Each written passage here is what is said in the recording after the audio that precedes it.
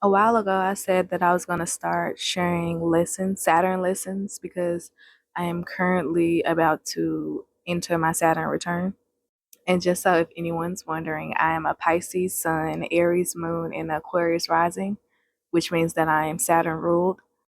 And Saturn has taught me a lot, child. And I'm just going to share what she has taught me in my 27 years of living. And just to give you an even better picture, Saturn, I'm Saturn rules. So Saturn, also Saturn and Aries. So Saturn and the my moon is in the third house. You see me looking down, I'm looking at my iPad, my notes. So my moon and Saturn fall in the third house, and this is the house of early education, learning, communication, our immediate environment, neighbors, siblings, curiosity, thought, things like that. So when I was younger, I was very shy, very timid, and very passive. I would just let anybody do anything to me. And when I say that, I mean, like, I can know somebody is being fake, but I would not move or I wouldn't say anything about it. Like, I would wait till shit build up and then do something or say something. But I was not a confrontational person and I wasn't an assertive person. And of course, as I grew, it turned from like I can be passive or aggressive. Like, I'm just now learning how to assert myself. So it was like either or. But when I was young, I was very passive. And I would purposefully try to make myself small because I felt like the smaller I made myself, the more protected I would be. And of course, I found out that that wasn't true at all. Like, the situation I'm about to speak about happened when I was in elementary school, but the thing I'm about to say before that, it happened like when I was in daycare that made me like it contributed to what I learned, like what I took to elementary school, and like from that point on. So when I was in daycare, these grown ass women used to call me like a little wench. And I'm sure y'all have known the women where they'd be like, you're fast or something. Like, and I wasn't even doing anything. It would be like little boys that would be in my face. And honestly, who knows what the reason was? There were weird ass women calling a child out of her name. And also experiencing predatory men at a young age and learning how to spot signs of aggression, microaggressions, that quiet danger.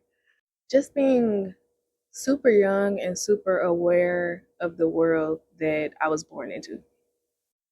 That's what made me want to just like go within and like stay there and like try to find some type of safety, not even within myself, with just being unseen, trying to make myself as invisible as possible.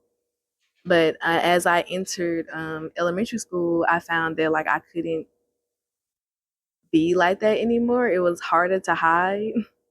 As I grew, I found out that it was harder to like just let shit slide and just let anything happen to me. Now, this one situation with this boy, I think I was in the fourth grade. I think he would fuck with me every day. And I did not like that shit. And I know what everybody would say, like, if they fucking with you, that means that they like you. But I never liked that shit. Just say that you like me. You don't have to keep fucking with me. My nerves are bad. And I don't know if I mentioned that, like, even though I was quiet, I still had a temper. I was well aware of my temper and I was scared of it, which is why I chose the more passive route because I had not yet experienced people who navigated their anger, their rage in a healthy manner. So yeah, I had a temper and like him bothering me and stuff. I wasn't flattered by that at all. Like I really wanted him to leave me alone, but I also would not say anything until this one time, like where it just and I still didn't quite say anything. So during this one time, he stole my pencil and he thought it was so funny. Like he had the people at our table laughing, everybody was laughing, and I was just looking like I didn't see shit funny. And I was becoming more and more frustrated and irritated because he would not give me my pencil back. And it's not like I wasn't being loud, but he was about stealing my pencil. So like the teacher could hear, like it's just nobody was saying anything to him. And I feel like it was one of those moments where, you break off in your groups, you're doing your work, so the class is kind of loud. The teacher can hear what's going on, but she's not going to interfere in every single thing. And this is one of them. So I'm constantly asking for it back. And I'm even like looking around, like I'm thinking about it right now. I'm looking around the room, like trying to see if the teacher notices that like he stole my pencil and like I'm trying to get it back. And like he's being an asshole.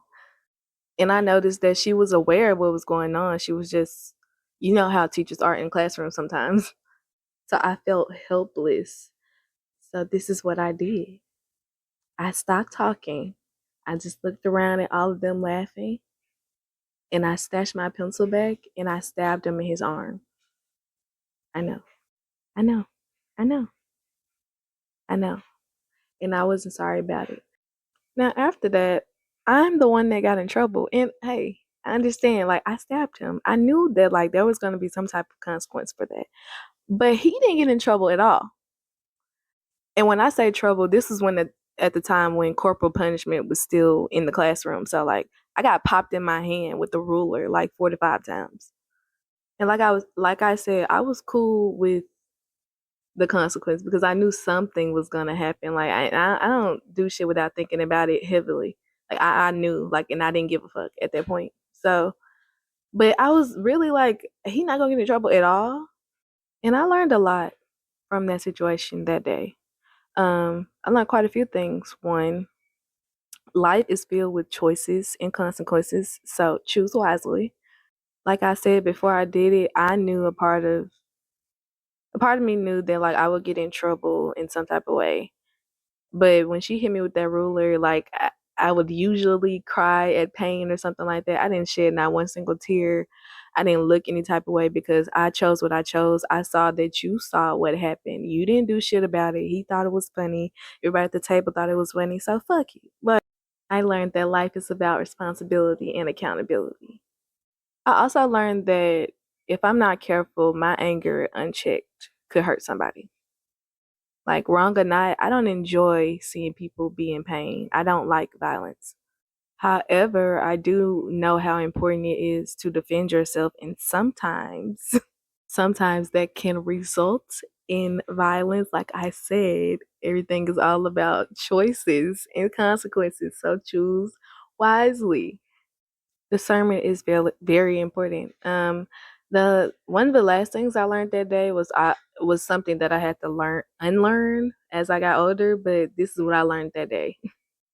I said that it's best to keep quiet or handle things on my own because justice and fairness doesn't exist here. I said it felt like when it came to others exerting their willpower, it was cool, especially when it was exerting their willpower over me. It was like I was expected to be okay with it. Like I was being annoying when I actually did speak up, so I just silenced myself more. I also learned that male anger is coddled and accepted, and female anger is not, it's punished. I learned that it didn't seem like it was okay for us to be angry and act on it. And that confused me, and it also contributed to my rage. As I grew, so did my temper. And I graduated to using things like weapons to express my anger. I grew to using my hands because people always wanted to touch my shit or me. I went on to mostly have altercations with males, including my father. And outside of my sister, also moved on to have altercations with adult male centered women. I didn't really have altercations with girls my age. I learned more and more and more about authority, dominance, anger, willpower, and how irresponsibly it's used here, how mismanaged it is, and how it's not taught how to navigate it properly. But in the midst of that, I also learned about assertion, boundaries, and emotional intelligence. And I will definitely talk more about that. But this was just one of my earlier story times. And that's all, y'all. See y'all later.